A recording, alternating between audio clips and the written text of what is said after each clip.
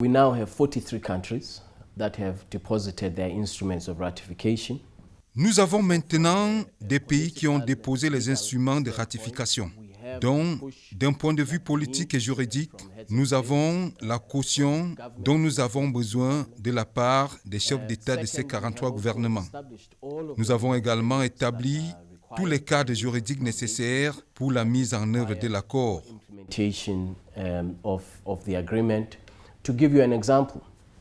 Pour vous donner un exemple, nous avons maintenant une convergence sur 88,7 des règles d'origine et plus de 4500 produits provenant de 43 pays. Disons maintenant que nous reconnaissons les mêmes règles de contenu, le même seuil pour les marchandises provenant d'une partie du continent à l'autre. C'est le sens de ces règles d'origine de l'ordre de 88%, c'est ce qui permet au commerce de se produire. That's what enables trade to happen. We've also been directed by the heads of states in February.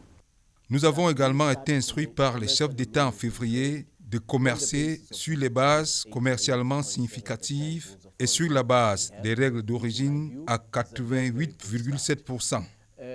Le processus va permettre au flux d'échanges significatifs, soit dans une région ou à l'échelle continentale, dont cela nécessite la préparation d'un point de vue de la procédure douanière.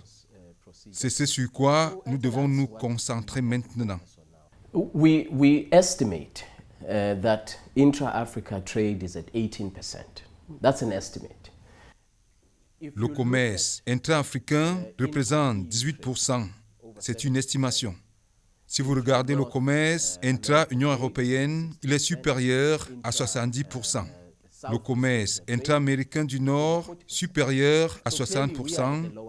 Le taux intra-Sud-Est, supérieur à 40%. Nous sommes donc clairement à l'extrémité inférieure de ce volume d'échange lorsque vous regardez les régions et combien chaque région échange avec elle-même. The bulk of that 18%, it's actually manufactured goods. However, it's manufactured goods from a handful of countries. Nous avons donc beaucoup de rattrapage à faire. La bonne nouvelle est la suivante. Quand vous regardez la majeure partie de ces 18%, c'est en fait fabriqué localement. Cependant, il s'agit de produits manufacturés provenant d'une poignée de pays. Nous avons la capacité de fabrication. Nous n'échangeons pas beaucoup de produits de base entre nous et nous négocions davantage les matières avec le reste du monde.